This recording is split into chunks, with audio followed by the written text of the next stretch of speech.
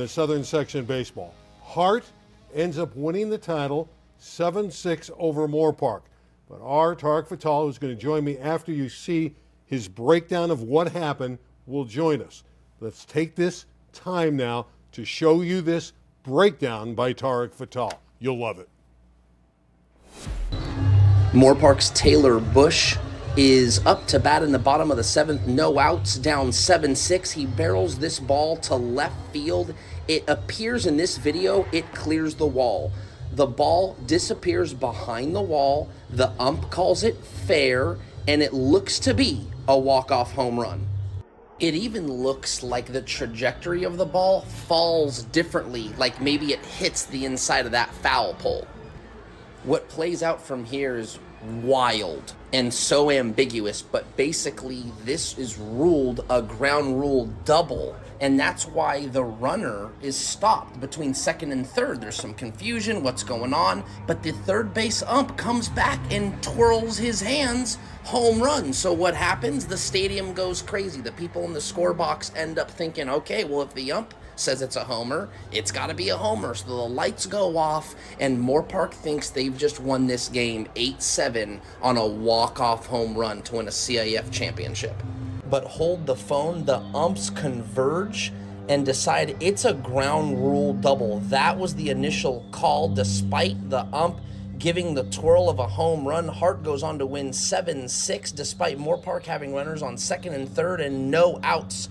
The Indians go and get 3 straight outs to win the CIF championship.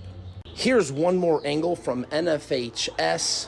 Bush hits this ball to left field, and it appears again that this ball disappears. Where would it bounce?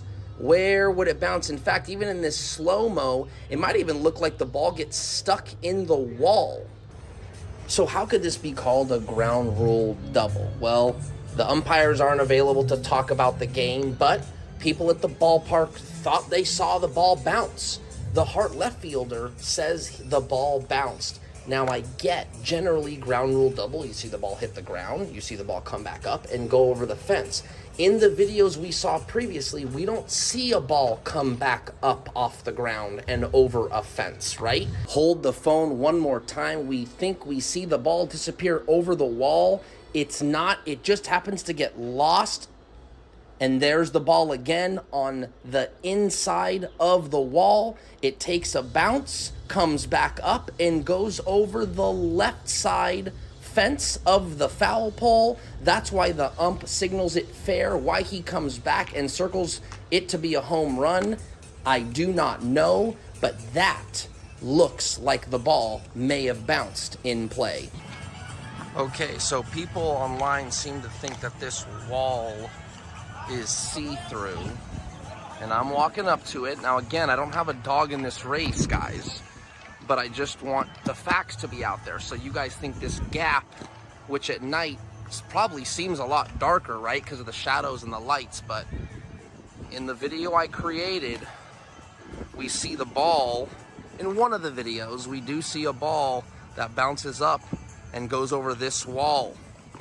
Probably lands up in this area, which you're thinking if this ball's straight, there's no way it could land here and then over the wall, right? The just trajectory of it would hit the top of the wall, right? We'd see it, but this ball's tailing left, hits here and jumps left. So it's in play, boom, and jumps left over the wall. And people are saying, oh, well, we're seeing the ball come up on the other side of the fence. Guys, there's nothing to see through here. Okay, there's nothing on the other side of this fence. So again, just sharing factually, this wall you cannot see through. So those thinking that the ball bounces, people think that we're seeing the ball go over the fence and then bounce behind the fence and we can see it through the gap. There's nothing to see through, guys. Well, after watching Tarek's report, he's convinced me and hopefully you that the ball bounced and Hart deserved to win the title 7-6. Tarek, crazy situation. We also have to throw out the fact that Ian Edwards did a great job because Moore Park, the Musketeers, had runners at second and third, no out after the ground rule double, and he got 3 straight outs to get him out of the inning. There's a million ways to look at this. You know, a lot of baseball coaches actually reached out to me and said, hey, Tarek, I've been coaching baseball a long time, and that Moore Park third base coach doesn't react like that ball goes over the fence. coaches are going, man, I've been coaching a long time. If I know that's a walk-off home run and I'm coaching third base, I'm going nuts. And that coach doesn't do that. That's another indicator. There's a million ways to cut it. Look, I'm actually not going to say I think the ball did this or that. My job is to report as much information as I can and let the viewer decide, and I felt like I did my job. You did your job, and the ball bounced. So congratulations to Hart. Congratulations to Jim Ozella. Retires after 25 years as the Hart coach and wins the CIF championship in D2. Some other great games. Another one we have to look at is Beckman over St. John Bosco in a game that went 8 innings. Beckman won it 2-1 in 8 frames. There's the final there. That is D3, and again, final in 8 innings. And in D4, Camarillo, the Scorpions, able to get by a very good St. Francis team, again, 2-1. So very competitive games in the southern section. D1, Corona High School, probably the national champion after Ethan Scheifelbein's 2-hitter, 5-0 over a very good Harvard Westlake team. I think from the very moment this season started, before a pitch was even thrown, the Panthers were pegged as the team to beat. And so generally when you're a defending champion, you become the hunted, Randy. But these guys were the hunted without winning a championship the year prior. So they're getting everyone's best shot. And despite that, kudos to Coach Wise and his ball club for basically being able to take everyone's best shot and keep pushing. And they're going to be, they are Division I champions. Yeah, Andy's done a great job, Andy Wise, and he's with us now. Coach, congratulations, 5-0. After looking at all those Southern Section scores, it seems like an easy game. But I know it's never easy, and you had some bumps in the road along the way, but you won the championship. Congratulations, great job. Thank you so much. Had a fantastic group from the start. And we just went out there, and you got to prove it. You know, we knew we were talented. We knew people were going to come try to get us, but you just got to go play the games and prove who you are. You know, they always say, Coach, it's tough when you have a target on your back, right? You're the #1 team in Southern California. I had Les Lukacs on this show a few weeks ago. He's a guy that knows everything about Southern California baseball. He said this is definitely the best team in the country, talking about your depth. How difficult is it to be that team with the target on your back?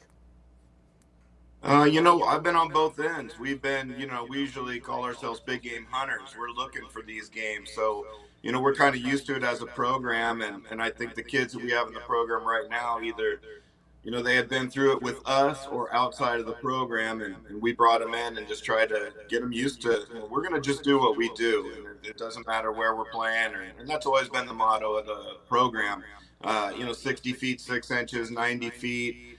3 outs, you know, so, you know, the rules, you guys got to go out and play the game. So we enjoyed proving it. I think the boys really enjoyed each other. They enjoyed each other's work ethic, fight, grit, and I think they enjoyed watching each other go out and compete. Coach, when the expectations right from the beginning are, you guys got to win a CIF championship, maybe more. How do you approach it as a coach and go, okay, fellas, that might be the end goal, but we need to chop this season up into maybe more intermediate goals? Was that the approach coming in, or was it always the macro look? Hey, look, this is the goal. It is a championship, and we're slowly working towards it.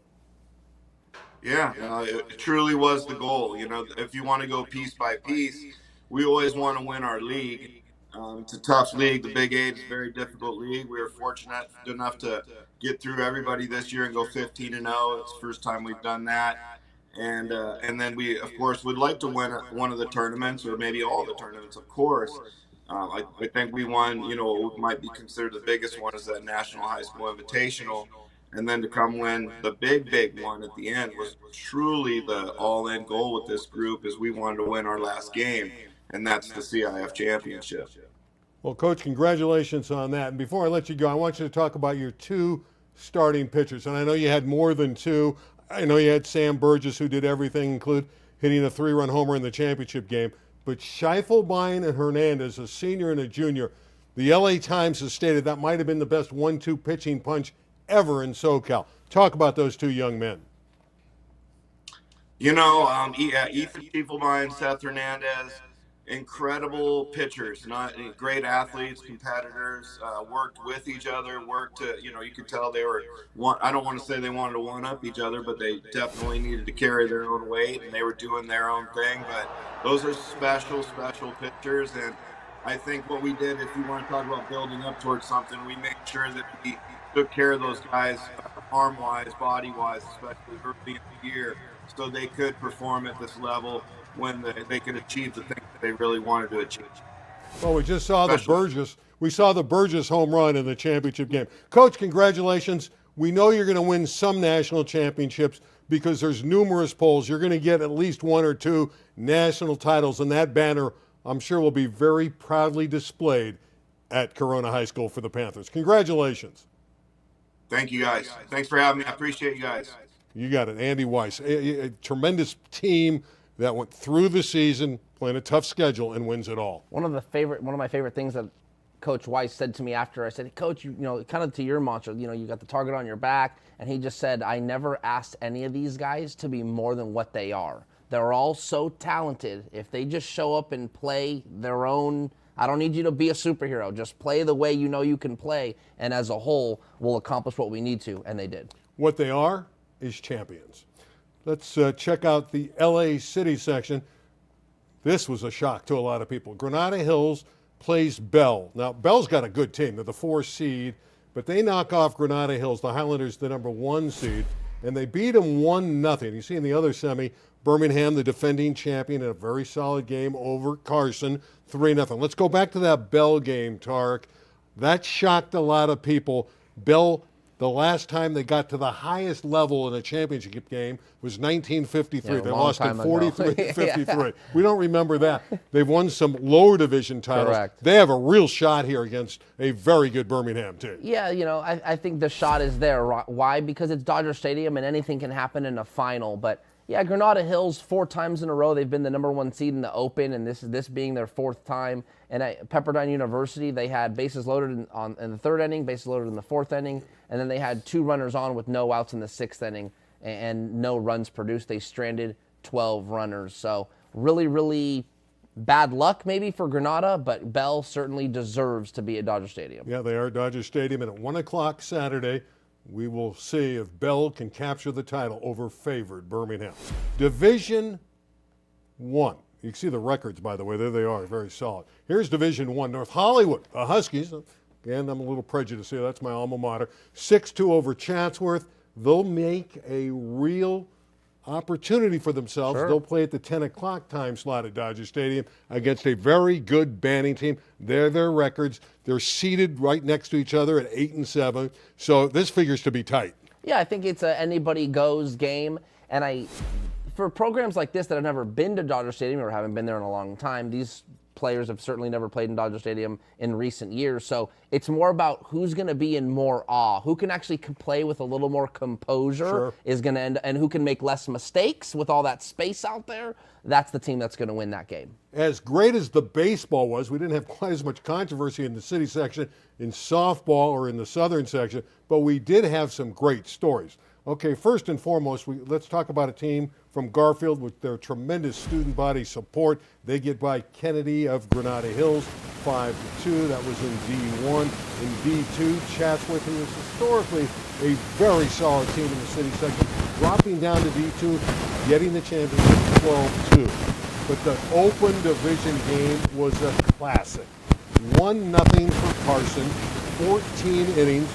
Giselle Pantoja goes the distance, pitches a 1-hitter, strikes out 17. She didn't allow the hit until the 13th inning, and Alana Lankford, the walk-off, really not walk-off because it happened in the top of the 14th, but she beats Granada Hills again. She beat him with a 2-run homer last year in the final. Rough week to be a Highlander, huh? Yeah. Listen, when you're talking about the nitty-gritty of the 13th, the 14th inning, if I'm not mistaken, I want to say Dick Dornan said this game lasted 4+ hours. Right. So when you're just, itching your eyes and you're ready to go to bed, but there's a championship on the line, it takes one finite mistake, and it sounds like Carson took advantage, and now they're city champions for it. And I think we got a lot of the Carson young ladies and the head coach with us, Coach Rudy Aguirre, who had great success at batting. We got Alana Lankford, she hit the homer. We got Giselle with us as well, Pantoja.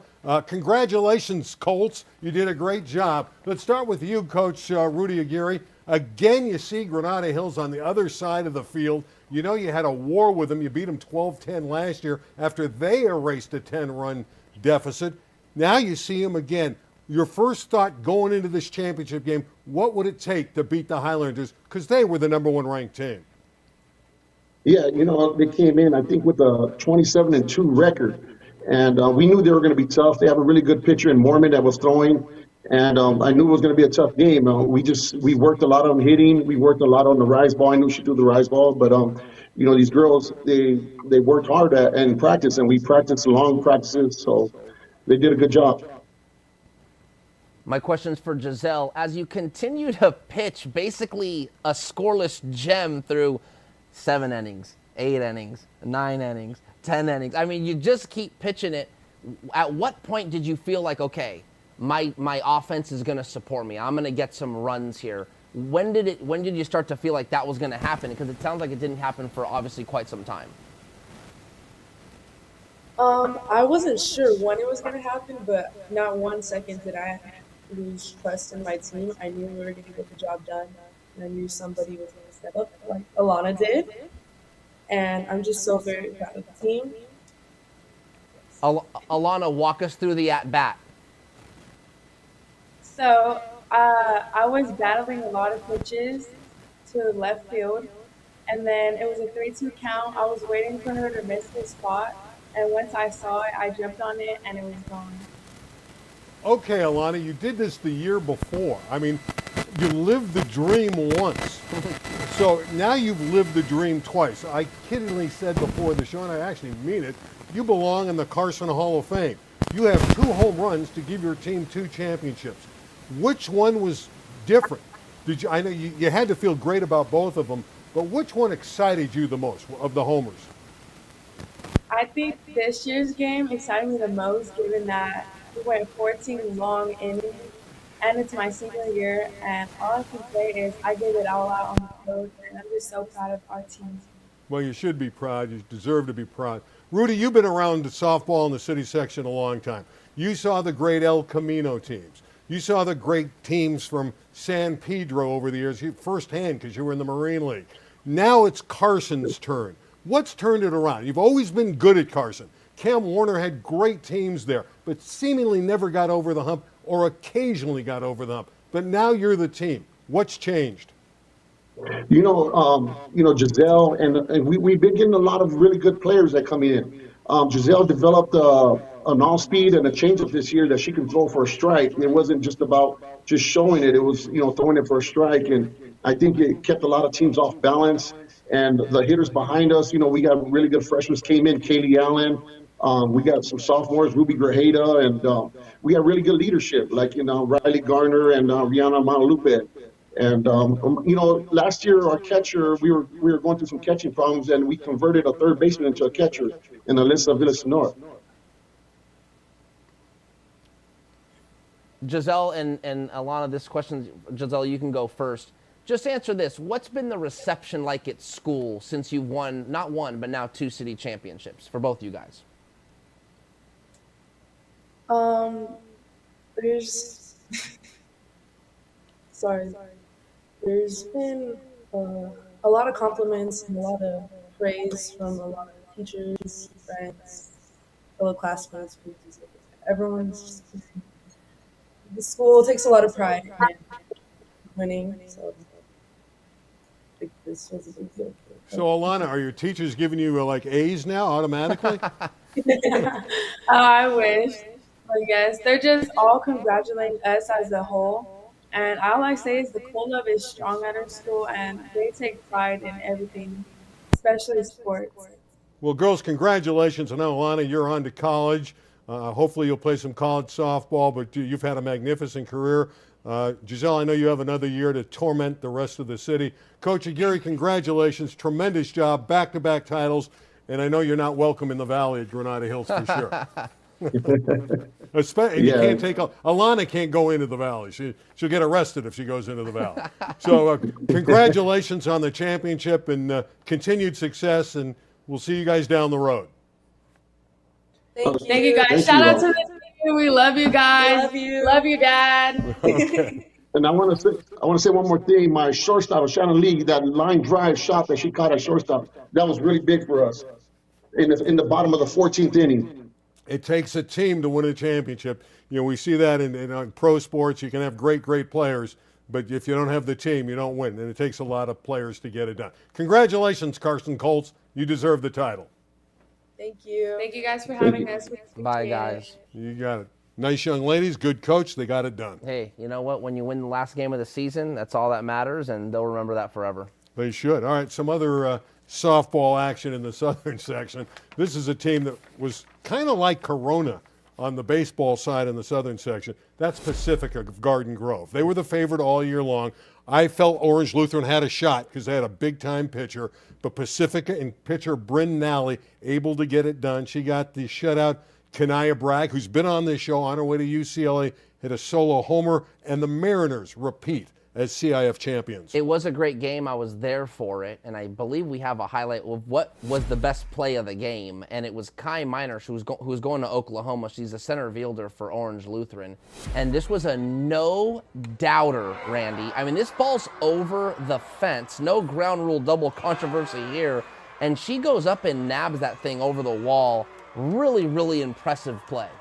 That was a play that's up for National Play of the Week from SB Live, right? That's true. National Play of the Week. Maybe it gets in the mix for National Play of the Year, but that's like legit left center. That wasn't, she had to really get on her horse there and get to that fence, and for her to rise up and bring it back was really cool. Yeah, great catch, and another team like Pacifica that deserved to be number one all season long, and maybe they too could win the national title. You could have a baseball team from Corona and Pacifica in softball both win national titles. I think that's going to happen. And when we get to volleyball in a moment, I think a third team, Loyola, is going to win the national title in boys volleyball. All right, some other divisions in softball to talk about. There's GAR's hard-earned 5-4 victory. The Gladiators got 2 runs in the 7th. Marley Cortez drives in the game winner. Yeah, good. Again, high-level softball. These are teams that are really on the brink of Division I. So much competition at that level. And listen, Tony Arduino, the softball coach at Pacifica, has said many times he thinks that SoCal softball is the best in the country. Let's look at some of these other finals in the southern section. We'll start with D3 and Etiwanda getting a championship. Again, all these divisions are very good. Etiwanda over ML King. That's Martin Luther King. The next one is Paraclete in D4 over JW North. That was one game. As you can see, the Brianna Weiss had the big game there. Valley Christian over Liberty. Give me Valley Christian, don't give me Liberty. 8-7 in D5. Here's Ganesha. Wow, 21 runs in a championship game.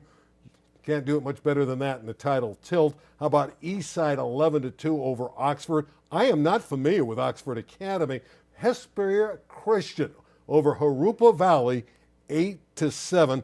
That's 1 through 8 in the divisions. Yeah, again, when you're talking about trying to win the last game of the season, for some of these teams, they've opted out of the regionals, so this was it for them. Told you we're going to talk a little volleyball. This is an amazing accomplishment. Loyola wins CIF Southern Section. Now they win the regional title. That's it. There's no state finals in boys volleyball. There's just the regional final. They beat Miracosta in the CIF final 3-0. They beat them during the regular season 3-0. They beat them 3-0 here. That means the Cubs, over a great Miracosta team, swept all 9 sets. Yeah, Michael Boley, a friend of the show, is the coach at Loyola, and he had his team dialed in. And, of course, when you got the number one player in the country, things are going to go your way. Yeah, Sean Kelly's great. He's on his way to UCLA, and he did a great number on Miracosta. Unfortunately, for Miracosta, they ran into a great Loyola. This team, and this Loyola Cub team, is going to be the national champions. All right, let's turn our attention to football. Obviously, we all know about Mater Dei, the coaching change. Frank McManus out, Raul Lar in. They have a 7-on-7 tournament, It came down to Mater Dei and Bosco. Does anything ever change in Shocker. Southern Section football? That is not a shocker. 7-0 Mater Dei. I think the story here at Long Beach Wilson, Laura takes over the program and immediately wins a passing league tourney. Yeah, it's a big step for Mater Dei in regard to, listen, that's 3 coaches in 3 years now. Rowlandson, McManus, and now Laura. It's different for the Monarchs that have had Rowlandson there for 30-plus years. So, listen, how much does a passing league matter? Not a lot. But when you're talking about new guidance, new leadership, it shows a little bit how the team's being run. Is it more disciplined? Is it not? So on and so forth. So you can see some things in passing leagues, and especially under new leadership, you can get a pulse on what that's going to look like in the future.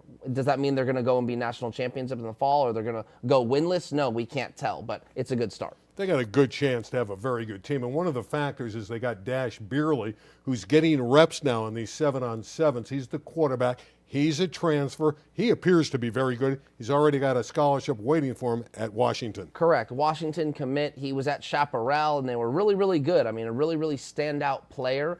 To me, when he transferred to Mater Dei, I didn't think, okay, here's the big 5-star quarterback that's going to lead him to the promised land. He's a 3-star rated quarterback. Doesn't mean he's bad, or going to Washington's certainly a good program. I just don't know. I haven't quite seen yet, is he that elite quarterback that Mater Dei is known for? I don't know yet. Maybe he is. All right, speaking of elite quarterbacks, I wrote down a list when I knew we were going to talk about Beerley and Mater Dei.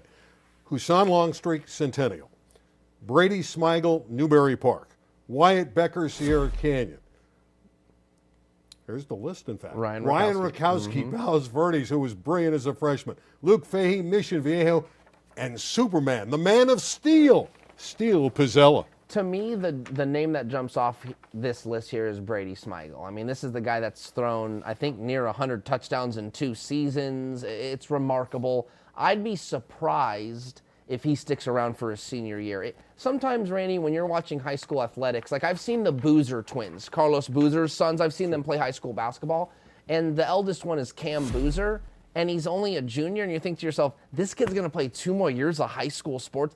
There's just athletes that you just know are probably going to reclass and leave early. Why? Because there's nothing left to challenge them at the high school level. And in my opinion, a young man like Brady Smigel, not saying he has to do it, but I just wouldn't be surprised if he plays his junior year and then decides, you know what, it's time to go to college, and he goes and does so. All those quarterbacks that we just showed you are great, but I want to also give a shout-out to Ryan Rakowski. He only threw 3 interceptions last year for Palos Verdes as a freshman. Correct. He didn't make mistakes. You would think a guy that young would make mistakes.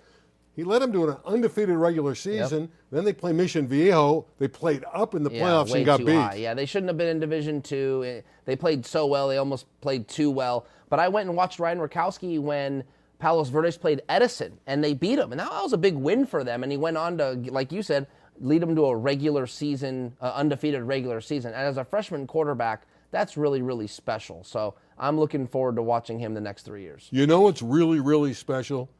The city championship game is being at Dodger Stadium. Yes. I already talked about North Hollywood. They're going to play Banning. And then we got the second game. Bell, our producer, Larry Zaval's thrilled because he loves Bell, and that's where he went to school. And they got a shot to win it all against Birmingham in the highest division. But it's also known for the hot dogs. Now, they used to be great. Now, I've been told I'm limited to just one. So we're going to be there on Saturday, and we'll see if I get just one hot dog. Yeah, what's odd is you always find a way to put together the weirdest plate of food. I do. And so I've taken photos of that. You'll put like half a head of lettuce, some relish, and like a dab of ketchup, and like half a hot dog, and you're just a weird guy, man. You're documenting the way I eat at Dodger Stadium. Well, there's I know Eric Sonheimer does it too. He does. He does take photos of you while you're eating the weird stuff. Eric has a fetish about me and hot dogs. That's all he talks about. Let's not go there. No, he talks. He can't. No, it's about. He thinks I'm going to eat 6 or 7. He wants to know if I'm going to eat 8. I was in the hot dog eating contest many years ago. I got blown out though. He might have a leg to stand on in that regard. I will say this, man: the Dodger dogs aren't the same. That's just the truth. They're just not the same. I think they're not farmers or whatever. No, they're not. Farmers went bye-bye. And the taste something is else not now. great. That's a shame. Who do you like in those games, by the way? Give me Birmingham and give me the Huskies. You like the Huskies, I'm rooting huh? for the Huskies. Rooting for the Huskies is one thing. I just don't know. You really think they're going to beat Banning? Yes. Wow. Give me the Huskies in a stunner. Huskies in a stunner and Birmingham going chalk. Are you gonna represent the Huskies at all? No. Like no shirt, nothing. No. I'm Letterman? broadcasting. No. Oh, please, broadcasting. It's all about the hot dogs on Saturday. You can totally get away with being a homer. No, I'm not a homer. That's just not how I'm wired. That's going to wrap up the show. We thank our guests. We had a ton of them from Carson and, of course, Andy Weiss from Corona High School. Carson, the coach, Rudy Aguirre, Alana Lankford, and Giselle Pantoja. Mr. Journalism. Mr. Journalism. We'll see you next Thursday night, everybody. Have The a great Huskies are at Dodger Stadium, and you're not going to wear I'm a going little... to the game I for know, but crying you're not out going to loud. wear a little something? No, I'll wear a shirt and maybe even a tie and eat hot dogs. Blue, though, for the Huskies? Yeah, that's a good idea. I'll go blue. Okay, that's I'll fair. go blue Huskies. That's fair.